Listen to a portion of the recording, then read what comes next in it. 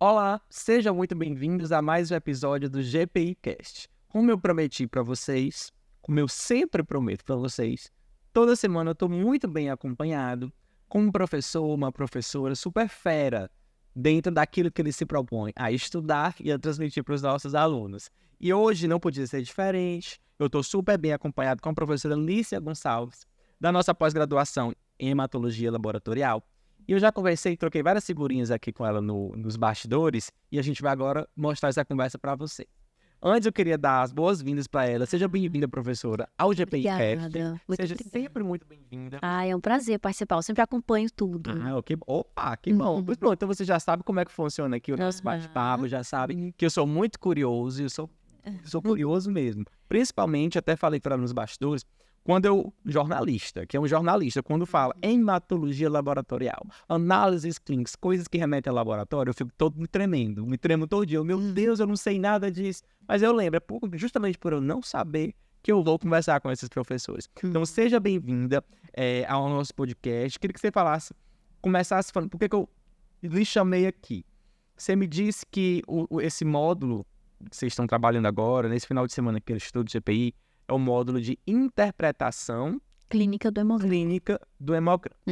Exatamente. Então, já começa me falando, quando eu escuto hemograma, eu lembro que a gente vai lá às vezes, faz a coleta do sangue, depois a gente recebe num papel o resultado. Mas tem todo um universo por trás aí, não tem? Tem. Fala pra Várias, gente, como é que várias acontece? coisas acontecem. O que acontece Certo. nessa interpretação clínica do hemograma?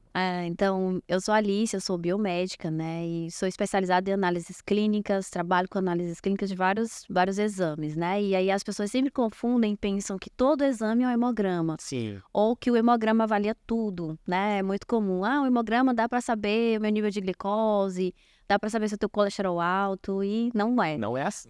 Não é assim. Tem exames específicos para Isso, para isso. No hemograma, a gente avalia os elementos figurados do sangue, que são as células que a gente tem no sangue. Então, ele vai se nortear nesse exame. E a partir da interpretação do hemograma, a gente consegue avaliar o estado geral de saúde do nosso paciente. Então, a gente consegue perceber se ele está anêmico, se ele está com algum tipo de leucemia, de infecção, de linfoma, alguma reação inflamatória. Vários tipos de reações a gente consegue ver no nosso paciente. O hemograma, ele é o exame mais solicitado no mundo. né? Então ele é um dos exames mais importantes de rotina, é o que eu considero básico, que todo profissional da área da saúde deve dominar, deve conhecer. Verdade. Quando a gente vai assim, ao médico, um dos primeiros exames que ele solicita é o hemograma. Exato. Teve um dia que eu passei mal e aí tive uma vertigem, fui ao médico, a primeira coisa que ele passou lá foi hemograma. Passou outros exames, óbvio, mas o primeiro é o... É o hemograma. De lá você tira muita coisa, né? Como você está falando. Você pode obter um universo de informações através daquele exame. Exato. Existem dados que mostram que 70% das decisões médicas são baseadas em exames laboratoriais.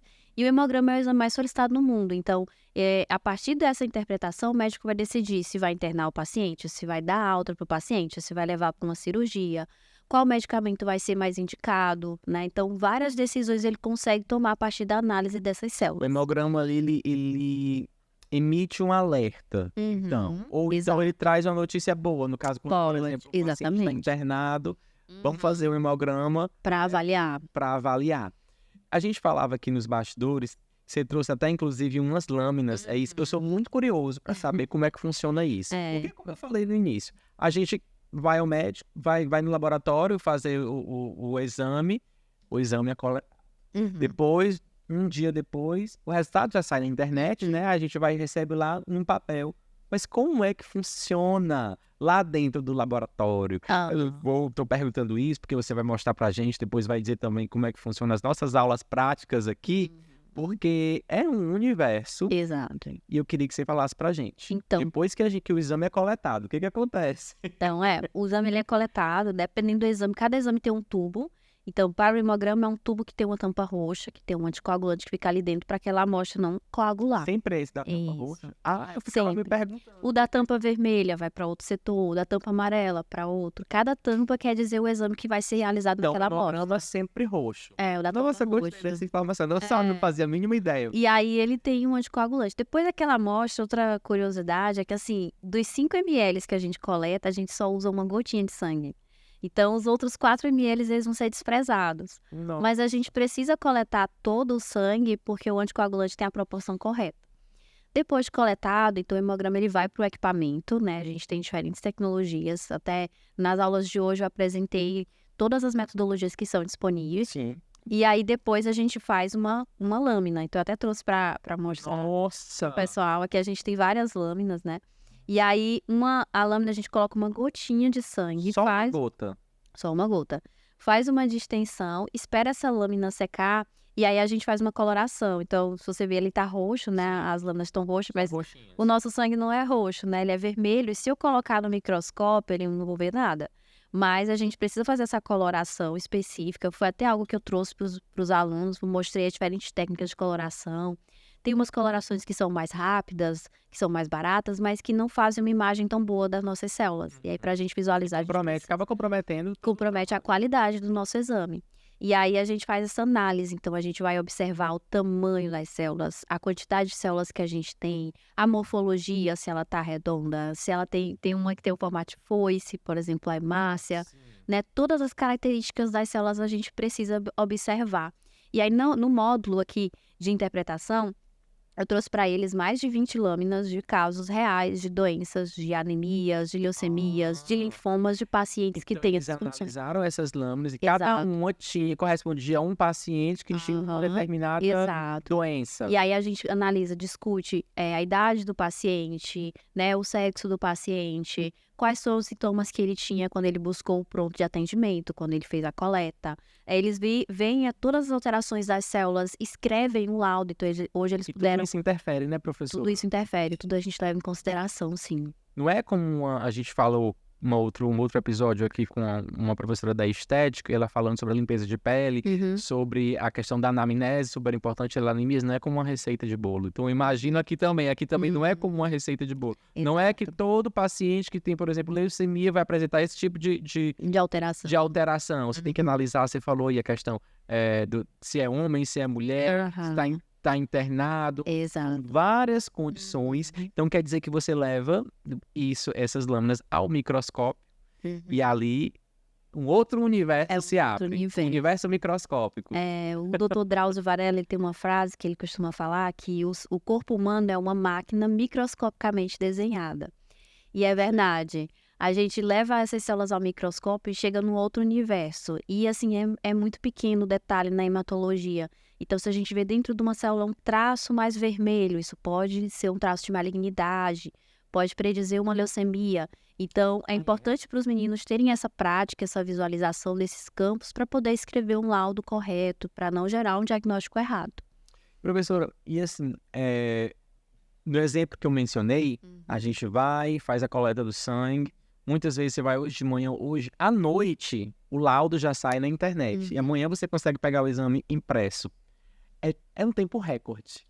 E a tendência é ficar mais rápido. Nossa, mas eu fico assim, você mencionou aí essas variáveis, tudo que tem que ser analisado, e a gente fica, meu Deus do céu, olha o que é a gente não. A nossa ignorância no assunto, né? A gente não é dessa área, eu não sou dessa área, por exemplo. É um tempo recorde, é muito rápido. E isso reflete na capacitação do profissional, reflete que aquele profissional ele está qualificado, aquele profissional ele sabe do que ele está. Vou colocar eu e você. Uma lâmina dessa no microscópio, eu vou olhar para aquilo, com certeza eu vou achar engraçado. A gente acha lindo. Seja até um traço de malignidade, como você falou, só que vocês entendem. É muito rápido.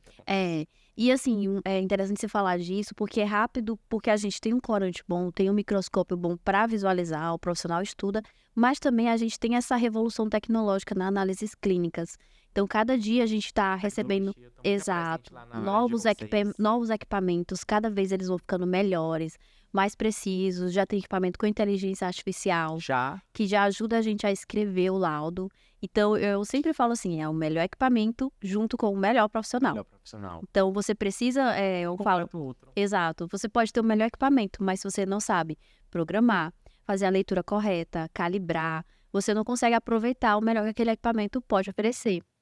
Então, hoje os testes são cada vez mais rápidos, mais precisos, os exames laboratoriais, porque a gente tem essa revolução tecnológica ajudando um bom profissional, né? E assim, professora, eu sempre bato muito nessa tecla aqui da necessidade das áreas conversarem. Uhum. Tudo é saúde, Uhum. mas dentro da saúde nós temos a medicina, nós temos a biomedicina, nós temos a odonto, a nutrição, o pessoal da enfermagem, da fisioterapia. E quando a gente trata de saúde, é um complexo, né? Então, assim, a gente vai sente mal, o que acontece? A gente vai ao médico. Sente mal, vai ao médico. O médico vai passar os exames, e muitos desses exames são laboratoriais. Sim. E aí entra o trabalho de vocês, que é tudo tecnologia, com todo o aparato e a dedicação de vocês, o estudo, vocês vão lá em tempo recorde, ressalto aqui, colocam pra gente, trazem os laudos. A partir dali, o médico já vai tomar uma série de decisões. É super importante essa consciência e esse trabalho em equipe. Sim. Não é isso? Com certeza. Queria que você falasse agora, porque às vezes, para quem não é da saúde, pensa que são trabalhos isolados. E aí, por exemplo, eu já tenho uma certa consciência de que não, são trabalhos que se complementam. É algo que é essencial, essa comunicação entre os profissionais. Então, é interessante você tocar nesse ponto, porque, por exemplo, na turma hoje a gente tinha biólogo, farmacêutico, biomédico, tinha médico no grupo, né, no grupo dos alunos. E deu pra gente ver essa diferença, cada um fazia uma contribuição. Então, quando eu coloquei um caso clínico, o médico ele perguntou logo qual a idade do paciente. Então, às vezes, a gente de laboratório já vai analisar as características, a morfologia da célula. E ele primeiro perguntou, ele falou, qual a idade? Né? Porque o primeiro ponto é quais são os dados clínicos do paciente. E essa informação é importantíssima, né? Essa comunicação. A gente tem os chamados resultados críticos, que são exames laboratoriais, em que mostram que o paciente corre um risco de vida. Então, tem exame que você está lá no laboratório e você percebe que o paciente está correndo risco de vida, que é um caso muito grave, e ele tem que comunicar ao clínico de imediato, entrar em contato antes de entregar o exame para o paciente. E é algo que a gente treina os alunos, é como fazer essa comunicação, como se comportar, como falar, o que você vai falar, o embasamento científico para você comunicar. Então, hoje a gente vive uma medicina baseada em evidências. Cada vez mais você vai tomar uma decisão baseada em evidência. Então, por que você vai falar com o médico? O que você vai falar? Tem toda essa fundamentação teórica que é essencial na área da saúde também. Professora, fiquei curioso agora em relação a isso. Se você quiser até citar um exemplo aleatório, como que realmente acontece essa comunicação quando ela é necessária, quando ela é precisa. Olha, vocês analisam, a gente vai ter que entrar em contato rápido com o médico. Como que acontece esse processo? Sim. Tem um caso que a gente analisou hoje, uma lâmina, que é uma leucemia promielocítica aguda. É um tipo de leucemia, né? A gente tem diferentes, são muitos tipos de leucemias, mais de 30 tipos de linfomas. E essa leucemia, ela é uma leucemia altamente curável, mas ela também é altamente fatal. Então, o poder está na mão de quem está liberando o laudo. Se você observa que pode ser uma leucemia promielocítica aguda e você avisa rapidamente ao clínico, o paciente, a taxa de sobrevida do paciente é muito alta.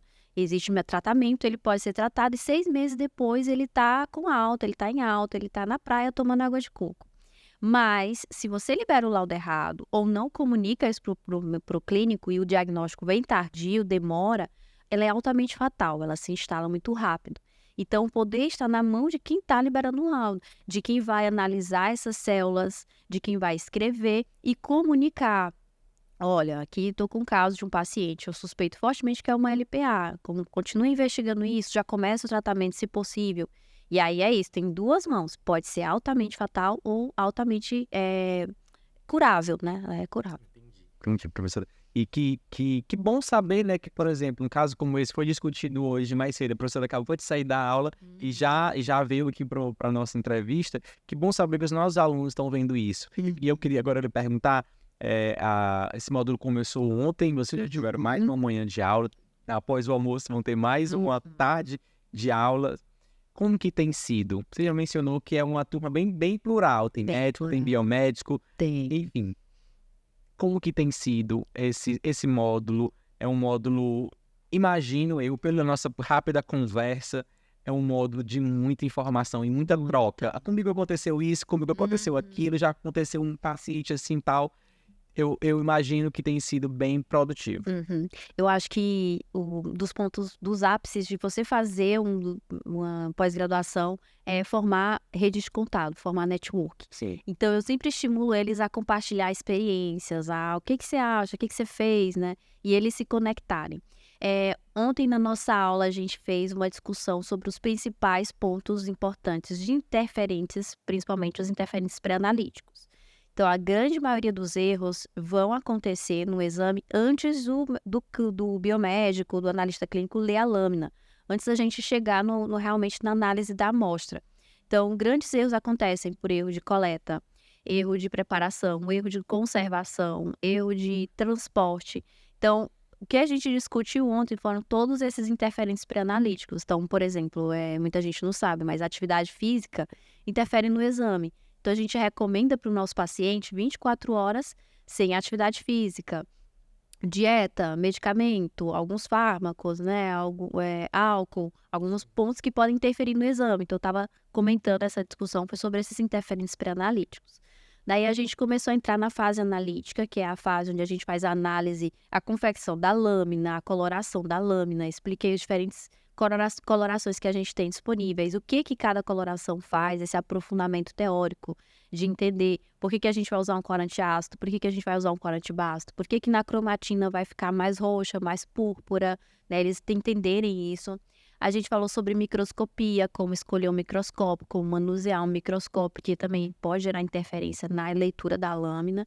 E aí essa parte foi bem teórica ontem. Hoje, né, a gente fez discussão sobre os equipamentos de automação disponíveis, né, como aproveitar melhor o seu equipamento, como escolher as tecnologias que a gente tem, dispersão a laser, impedância, né, diferentes equipamentos. E aí a gente leu bastante lâmina, né? Cada aluno pegou uma lâmina, foi discutir, foi ler, compartilhar, tirar as dúvidas, né? Embora muitos deles já estejam no laboratório, alguns já estão, ainda assim tem caso que é difícil aparecer. Um caso que a gente tem aqui que é uma célula de Sézary. É uma lâmina bem rara de aparecer na sua rotina. Então, eu trazendo essa lâmina antes, eles conseguem visualizar para quando essa lâmina aparecer, ele já saber o que fazer. E tem muitos que ainda não estão no mercado, ainda não estão trabalhando, então tem essa oportunidade de fazer esse treino, de visualizar essas lâminas. Agora à tarde a gente vai continuar com mais prática, com mais discussão de casos clínicos reais. A programação do final de semana deles vai ser extensa. Com certeza, produtiva e uma programação enriquecedora. Eu queria perguntar para você agora, tenho certeza que você também, enquanto professora, enquanto profissional da saúde, também concorda com isso, essa formação continuada é imprescindível para todas as áreas hoje, para a saúde, principalmente quando a gente fala de novas tecnologias. Você mencionou que existe um microscópio com inteligência artificial, foi isso? O equipamento. Um equipamento com inteligência artificial, então a gente tem que estar sempre se atualizando. Então, um final de semana para uma aula, onde eu vou passar o final de semana inteiro lendo lâminas. Para você que está assistindo, que, por exemplo, não é da área da hematologia, como eu, a gente pensa, meu Deus, mas como assim? Mas eles estão investindo em si, porque assim, a tecnologia está aí, todo dia surgindo mais coisas. As próprias doenças aparecem, doenças novas são desenvolvidas, né? Então eu queria que você falasse um pouco sobre essa importância dessa reunião, dessa troca de conhecimento, dessa partilha, dessa formação continuada, de eu não simplesmente, eu já me graduei, já fiz uma pós-graduação, beleza, não vou fazer mais nada. Todo dia a gente tem que estar se aprimorando. Exato, tem gente tem alguns alunos que estão no módulo que tem mais tempo de aula do que eu, né? Então, há mais de 20 anos formado. E exatamente, procurou o Instituto para poder se atualizar. Porque existem novos equipamentos, existem novos parâmetros hematológicos que surgem, novas colorações, novas estruturas que são estudadas, tudo isso aparece. Então, um exemplo, a gente viveu a pandemia de 2020, que revolucionou a área da tecnologia e da área da saúde. E uma doença nova, que apareceu muito rápido e se disseminou de forma muito acelerada. Então, novas doenças podem surgir e vão surgir, estão surgindo. A expectativa de vida que a gente tem é de cada vez mais a população viva mais. E para o profissional da área da saúde, significa que a gente vai atender mais pacientes com doenças crônicas, a gente vai atender cada vez mais pacientes mais velhos e cada vez mais a gente vai atender mais pacientes, porque se as pessoas vivem mais, elas adoecem mais, elas vão procurar mais o sistema de saúde. Então, se você não ficar sempre atento a essas inovações, você acaba, por exemplo, teve um colega que apresentou pra gente que comprou um equipamento muito caro e perdeu dinheiro. achou que era um grande negócio. Quando eu apresentei a tecnologia hoje, eu falei, olha, tem essa tecnologia que é acessível, ela vai te dar esses alertas e tal. Ele falou, nossa, professor, se eu soubesse disso antes, não tinha gastado tanto com o equipamento que está me dando prejuízo. Então, são pontos que você pode melhorar no teu laboratório, na tua rotina, no teu laudo, na tua interpretação. Então, às vezes eu trago um livro diferente que você pode utilizar. É uma norma, então hoje eu apresentei para eles a norma de revisão de lâmina, um critério novo que a gente existe para resultado crítico, por exemplo. Como escrever uma observação, é algo que já foi recentemente revolucionado, né? O valor de referência, por exemplo, a gente tem um do ano passado que saiu. Então é uma mudança de poucos meses, né? Sim. Que veio e já mudou totalmente o laboratório. Então, né, se você não está dentro de um grupo, estudando, acompanhando, aprendendo, você fica para trás. Porque enquanto você não está indo, a turma tinha 25, 30 alunos. Os 30 estão andando para frente. Então, se você ficou parado, você acaba ficando para trás, porque todo mundo vai andando, todo mundo continua estudando. E com a tecnologia hoje em dia, acelerando os equipamentos, as doenças, a informação muda muito rápido. Se você não fica atenado, você fica realmente para trás. Vocês estão vendo por que eu a convidei para vir aqui para esse episódio? Professora, muito obrigado por trazer essas informações. Muito obrigado por me mostrar pela primeira vez como é que funciona uma lâmina. Estou aqui de frente pela primeira vez. É E incrível. essa lâmina, né, quando ela tem essa barra branca, foi um robô que fez ela. Não é uma pessoa que fez. Quem fez a distinção, preparou, corou, Foi um fixou a lâmina, foi um robô. É um equipamento da Realmente, Siemens que faz essa tecnologia tá muito essa presente. lâmina toda, né? Eu estava mostrando para eles. Tem setores de laboratório hoje em dia que nenhuma pessoa pode entrar. É só os robôs que Só vão os manipular. robôs. É. A gente está muito bem servido, muito bem acompanhado, a tecnologia sempre se desenvolvendo aí e o ser humano se capacitando. Eu acho que assim, tem tudo para dar muito certo, já está dando muito certo esse casamento da tecnologia e o ser humano se estudando, É. se gabaritando, se capacitando para poder aplicar esses conhecimentos. Professora, obrigado por estar Eu aqui que no GPIcast. agradeço. Venha sempre, você, aliás, se virá sempre aqui. Ah, Já já sim. conhece, seja sempre aqui com a gente, trazendo, falando como é que foram as aulas, como é que foram Ai, os esse final de módulos. semana foi maravilhoso, foi incrível. Está sendo, né? Não terminou, muito certeza. aprendizado, muita discussão. Eu aprendo muito, eu adoro vir dar Uma aula. troca. É uma troca e conhecer pessoas, né? Eu conheço, fulano é diretor de tal laboratório, é diretor de uma rede, tem o seu laboratório próprio, é muito bom a gente conhecer, se conectar, isso é importantíssimo. São apenas ganhos que É, tem, né? são.